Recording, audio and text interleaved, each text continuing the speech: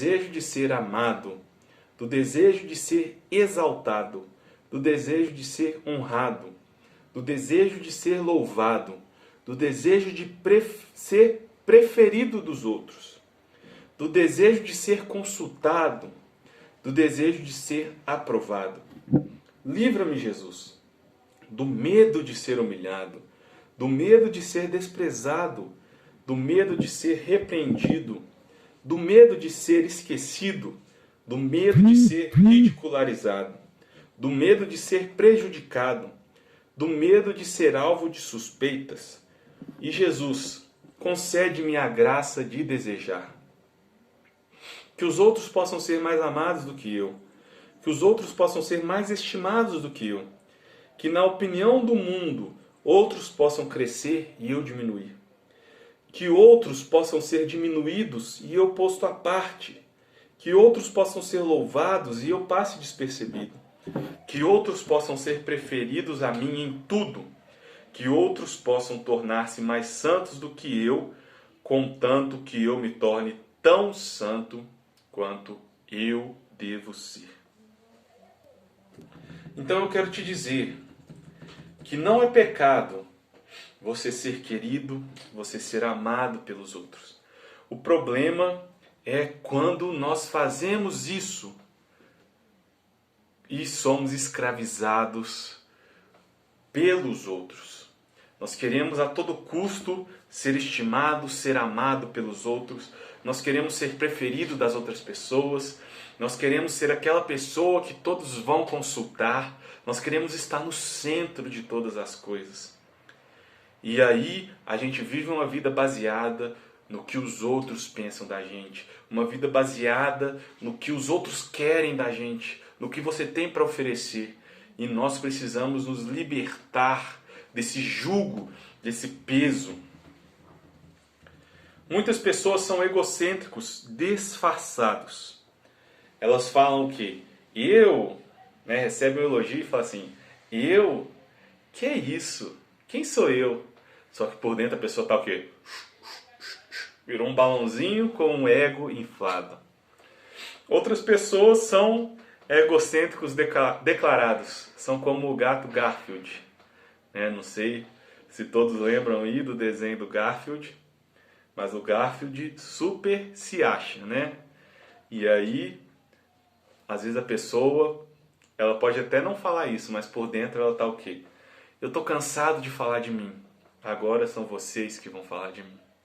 Muitas pessoas são desse jeito, infelizmente. É como acontece no jogo político. Muitas coisas certas não são feitas porque você precisa da aprovação de outros. Na política nós sabemos que os deputados eles fazem projetos de lei. Muitos projetos de lei são muito bons, só que eles não entram em vigor porque precisa ser aprovado pela maioria dos deputados. E da mesma maneira, muitas vezes, nós precisamos fazer coisas certas, nós precisamos tomar decisões. E nós não tomamos, nós não fazemos as coisas que o Senhor nos orienta, porque nós estamos pensando no que os outros vão falar e vão pensar de nós. Nós nos tornamos escravos da roupa que a gente veste. Algumas pessoas. Eu tenho que chegar com essa roupa, eu tenho que abalar. Às vezes as mulheres chegam no lugar, tem uma mulher com a mesma roupa que ela. Mesma camisa, eu comprei essa camisa lá na Marisa e as irmãzinhas estão tudo com a camisa igual a minha. Para a mulher aquilo ali é a pior coisa do mundo. Nós não podemos nos tornar escravos disso. Escravos de um estilo. Escravos da autoestima. A cura interior, ela é necessária na nossa alma. E aí, muitas vezes o problema é o quê? O egocentrismo. Existem pessoas que têm uma autopiedade também. Elas só falam de si mesmas e reclamam da vida. Ó céus, ó vida, o que vai ser de mim? O meu trabalho está muito ruim, a minha casa está muito ruim. Meu Deus do céu, eu tenho que acordar a tal hora para pegar ônibus todo dia. E pessoas só ficam falando coisas negativas, quanto mais a pessoa tem essa autopiedade, pior a situação dela fica. Infelizmente, ela atrai para ela só essas coisas. Nós temos que saber separar feridas e doenças da alma do que é pecado. O pecado, ele requer libertação e ele não requer cura. Muitas vezes nós temos que reconhecer: eu estou pecando através do orgulho, eu estou pecando através da inveja, eu tenho inveja das outras pessoas. E aí a gente precisa reconhecer isso. Tem muitas pessoas que têm a síndrome do esqueceram de mim, né? Ela quer ser sempre reconhecida. Se alguém esquece de dar parabéns para ela no aniversário, ela fica sem falar com a pessoa um mês, né? Eu vou dar um gelo nessa pessoa porque ela esqueceu de mim. Isso é um absurdo, essa pessoa não me ama. E eu quero te dizer que a cruz é o descanso. Negar a nossa vontade traz descanso para nós.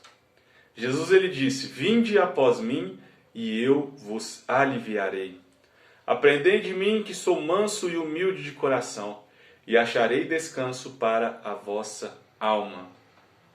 Então o segredo para nós descansarmos é em abrir mão da nossa vontade e aceitar a vontade do Senhor.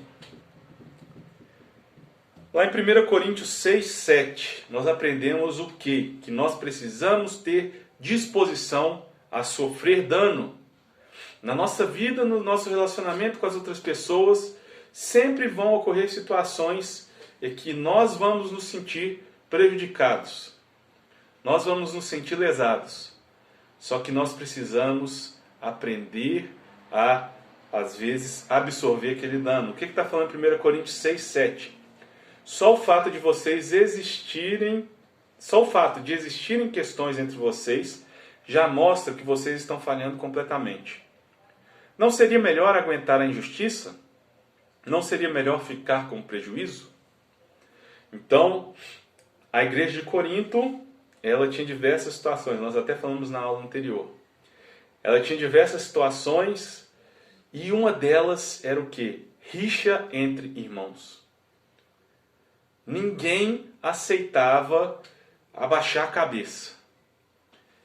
E aí eu quero usar um exemplo que infelizmente muitas vezes acontece. Às vezes, um irmão da igreja, um amigo, pede um dinheiro emprestado para você.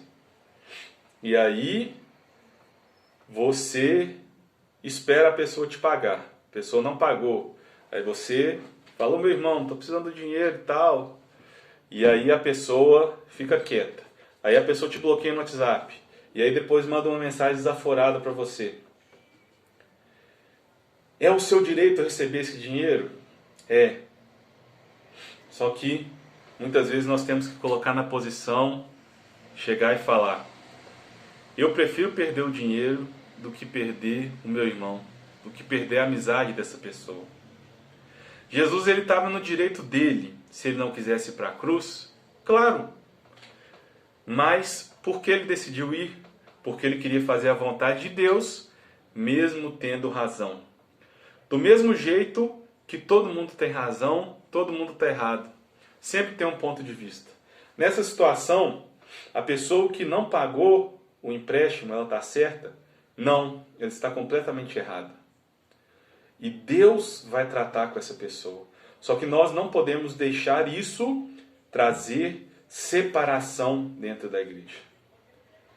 Então, muitas vezes precisamos absorver o dano. Outra coisa, segundo ponto aí, página 18. Nós precisamos saber e aprender a não agradarmos a nós mesmos. Romanos 15, 1. Nós que somos fortes na fé devemos ajudar os fracos a carregarem suas cargas e não devemos agradar a nós mesmos. Nós temos que nos portar como pessoas que aceitam muitas vezes né, sofrer ali numa situação do que ofender a outra pessoa. Muitas vezes a gente vai fazer coisas que não nos agradam para agradar o outro. Muitas vezes a nossa maturidade espiritual, ela vai estar mais elevada do que do outro. E aí a gente abre mão de agradar-nos para que o outro seja agradado. Já vi uma situação que a pessoa ela libera os cachorros em cima de você, começa a brigar, a xingar, e aí quando você fica quieto, quando você não responde às ofensas, aquela pessoa ela fica até sem graça. E ela não vai brigar com aquela pessoa que está quieta, que quer o melhor para aquele relacionamento. Quando nós aprendemos isso, que não somos nós que devemos ser agradados, a nossa célula vai viver uma outra medida. Os nossos filhos vão viver uma outra medida. Os nossos casamentos vão viver uma outra medida. E agradar ao irmão não é no sentido de falar ei, tico, tico, tico, nenenzinho, tratar a pessoa como um nenenzinho o tempo todo. Mas é edificar aquela pessoa através do seu exemplo, através do seu posicionamento. A pessoa vai entender e vai crescer através do seu posicionamento e do seu exemplo. Terceira coisa, considerar os outros superiores. Filipenses 2,13. Não façam nada por interesse pessoal ou por desejos tolos de receber elogios, mas sejam humildes e considerem os outros superiores a vocês mesmos. Que ninguém procure somente os seus próprios interesses, mas os interesses dos outros. O caminho da cruz é considerar os seus irmãos superiores a vocês. Negar o seu eu, negar o seu ego, para que as outras pessoas, você não considere você mesmo como superior, mas que os outros sejam superiores. Esse espacinho aí, que tem uma linha, abaixo desse ponto, não precisa preencher nada, tá? Um filósofo alemão, Zaratustra, o que ele disse? Os fortes dominarão a terra. E a Bíblia diz o quê?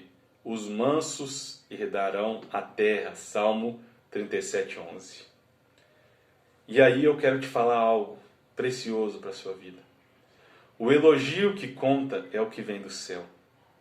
Muitas vezes você não vai ser tão elogiado, mas quando você faz algo para o Senhor, mesmo que você não receba um elogio, você vai acumular tesouros no céu.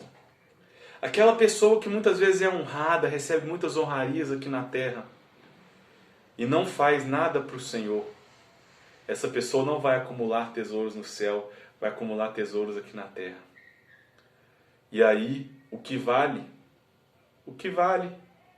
Nós vivemos uma média de 80 anos, passou essa vida, acabou. O que a pessoa vai ter acumulado de tesouros no céu? Então, não viva preso àquilo que as pessoas pensam de você. Não viva preso à opinião dos outros sobre você. Mas viva conforme a opinião que o Senhor tem de você. Viva por aquilo que o Senhor quer de você. Vamos ver aqui 7 aspectos da vida de cruz. Se você quiser agora, você pode anotar alguns versículos. Lucas 2:41 a 51. Jesus ele foi submisso. E nós vemos aquele episódio, que José e Maria foram oferecer sacrifícios ao Senhor.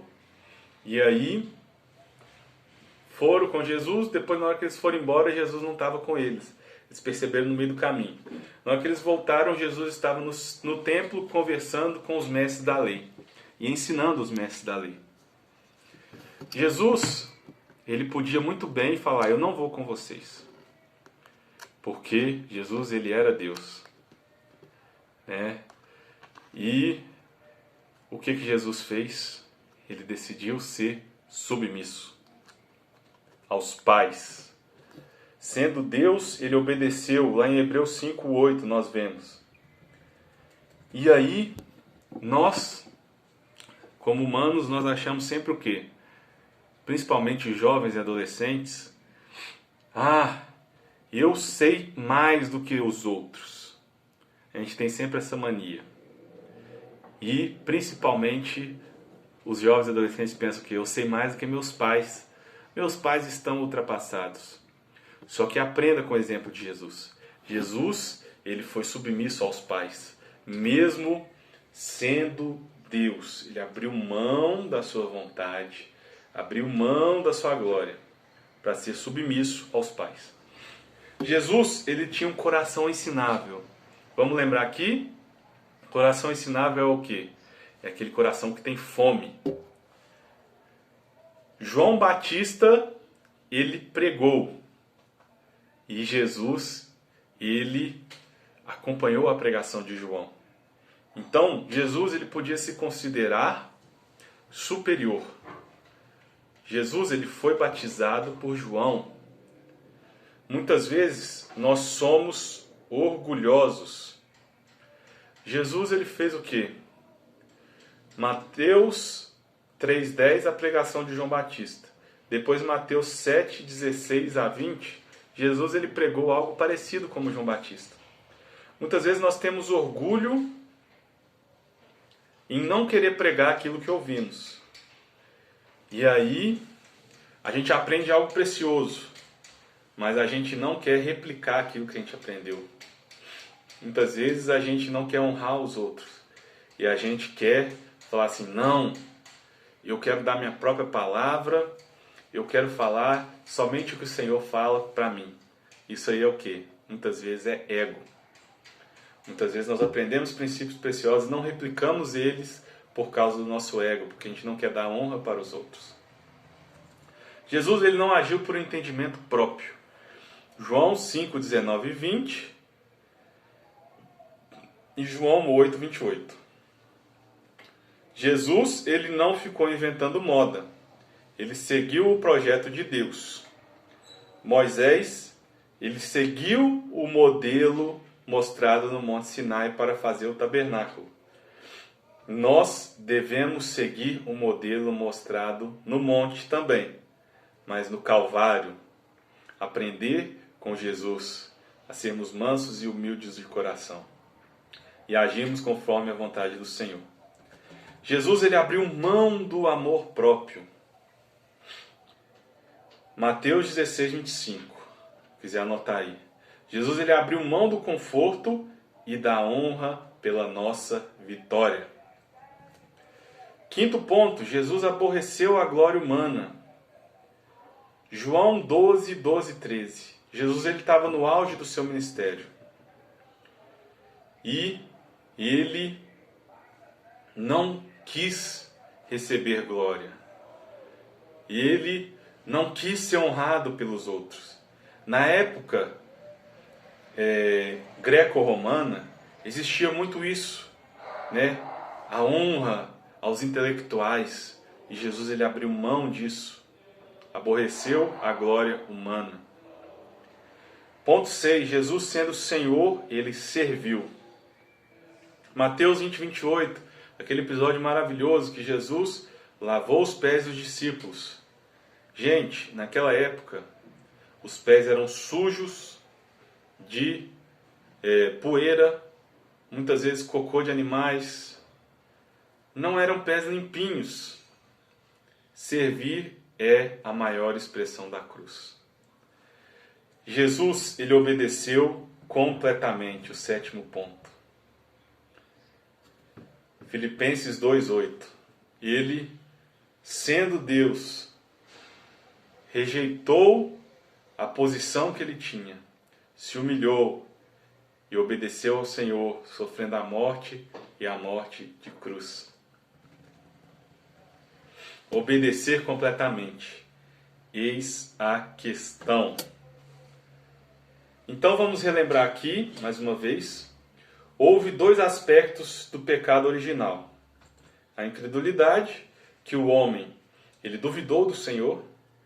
Segundo aspecto, a independência, que o homem ele quis se tornar independente de Deus tendo conhecimento do bem e do mal. E o terceiro passo, que é um aspecto corporal, natural do pecado, que era o comer o fruto. Foi algo natural, físico.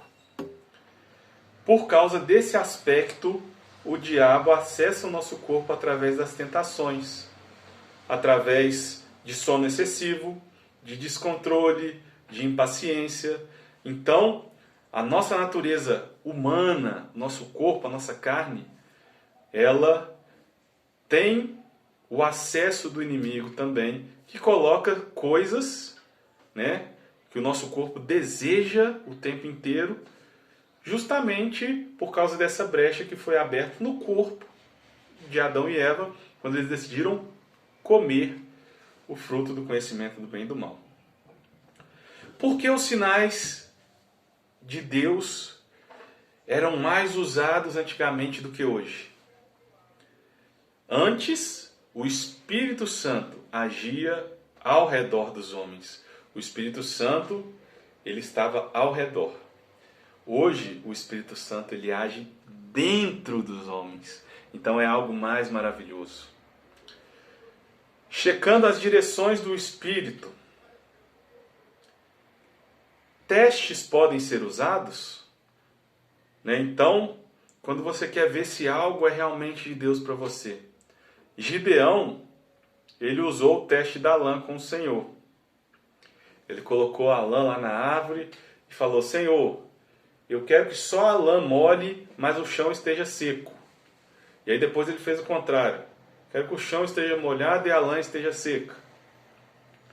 Nós temos que tomar cuidado com o misticismo dentro da igreja. Temos que tomar cuidado com aquele negócio que a gente faz assim: hoje eu vou ver o que o Senhor vai falar para mim. Abre a Bíblia e lê o versículo ali. Aí o versículo fala uma coisa nada a ver, né? A pessoa fala assim: não deu certo, vou fazer de novo. Isso é misticismo. O Espírito Santo, ele tem algumas formas de comunicação com a gente. Primeira, intuição, Marcos 1,12. Logo depois, o Espírito Santo fez com que Jesus fosse para o deserto. Então, o Espírito Santo conduziu Jesus para o deserto. Nunca há 100% de certeza. Então, o Senhor, ele vai intuir dentro do nosso espírito, mas nós nunca vamos ter certeza 100%. Por quê? Se fosse uma certeza, não seria um passo de fé. Nós vivemos pela fé e não por vista.